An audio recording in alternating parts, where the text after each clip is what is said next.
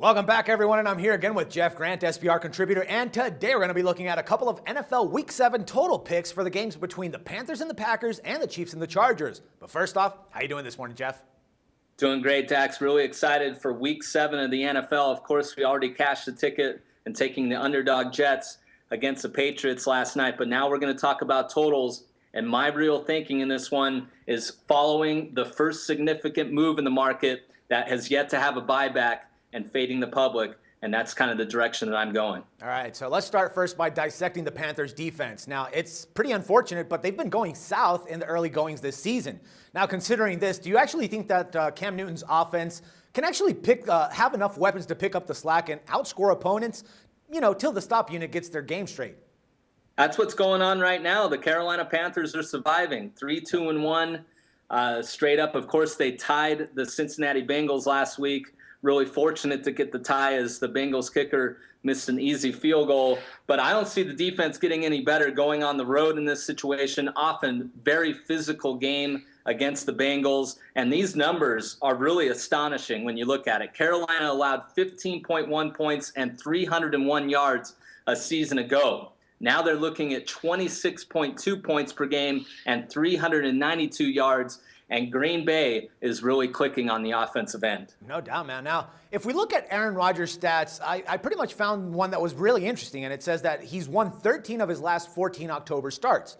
Now, in my eyes, he's always going to be a contender to win the MVP award, but I think his chances this year are a little bit slim.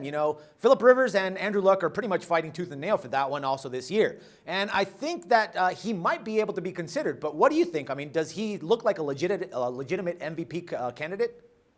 Rodgers won't face the defenses that those other quarterbacks that you mentioned are going to face over the course of the season. And 13-1 in those October starts, Dax. The more impressive statistics over that span, 39 touchdowns and just 4 interceptions. And also the Packers have averaged 30.8 points per game at home since 2009. That figure trails only the New England Patriots and New Orleans Saints. All right, man. So what do you like in this game? What total are we going to be looking at, the over or the under?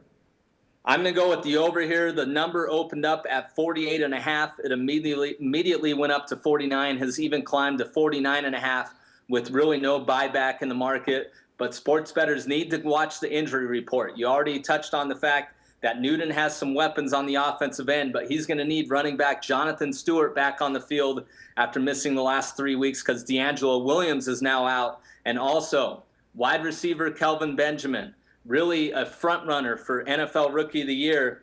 He's had concussion symptoms. He's improved over the course of the week, but he's absolutely necessary for this game to climb over the total. He leads all rookie receivers with 31 catches and 416 yards. As long as those two players line on the field, I'm very confident in over 49.5. Yeah, well, I believe that we're going to expect a good old quarterback shootout in this one.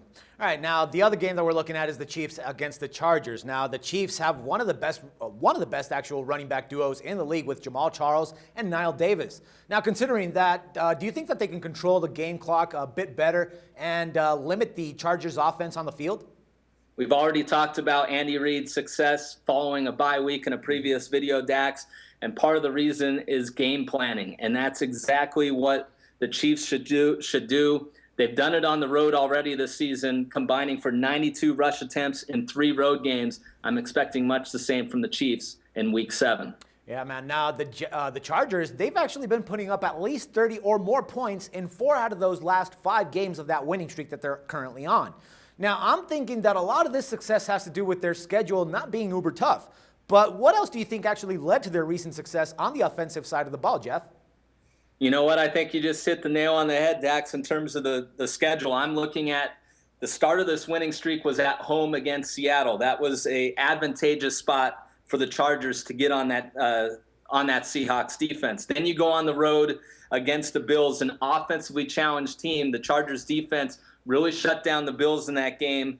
The Jaguars at home, we all know how that story ends for any team in the NFL. Then welcoming in a downtrodden Jets team at the time to Southern California. So Jacksonville and New York traveling across the country. That's not a good situation for a defense going against the hottest quarterback in the league in Phillip Rivers. And then going on the road against the Raiders, Phillip Rivers has had tremendous success in that matchup. Once again, he put up good numbers. But now we're looking at a matchup, Dax, here with Rivers, 28 pass plays of 20 or more yards this season. That's the highest figure in the NFL, but he's going against a defense that's allowed the fewest passing attempts of 20 or more yards. So that's really what this matchup comes down to. All right, so we're going to expect Jamal Charles, Nile Davis, and a lot of Brandon Oliver in this game. So what do you think we should be betting on, the under or the over?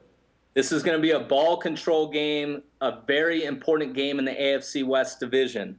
So when that happens, when two teams don't want to turn the ball over, they want to keep control of the ball and their division foes, that often leads to conservative play calling. And also, I'm not surprised that this number dropped a little bit in the market. 46.5, the opening number, would have been the highest total in the series in at least the last 10 meetings. I'm comfortable in going under 45 because that's exactly where the totals have been in the past. And I like following the first movement in the line movement. So I'm going to go under 45 on Sunday's game between Kansas City and San Diego. Good stuff, my man. As always, Jeff, it's a pleasure talking football with you, my man, and I look forward to doing it again next Monday. Thank you. No problem. For SBR Picks, this is Dax Floyd. The SBR Network offers free sports picks and game breakdowns, big money free betting contests year-round, a real-time Vegas-style odds monitoring service, and much more. So come see for yourself. To stay updated on SBR news and promotions, follow us on Twitter, Facebook, and Google+, and do be sure to subscribe to the Sportsbook Review YouTube channel to catch all our daily sports shows.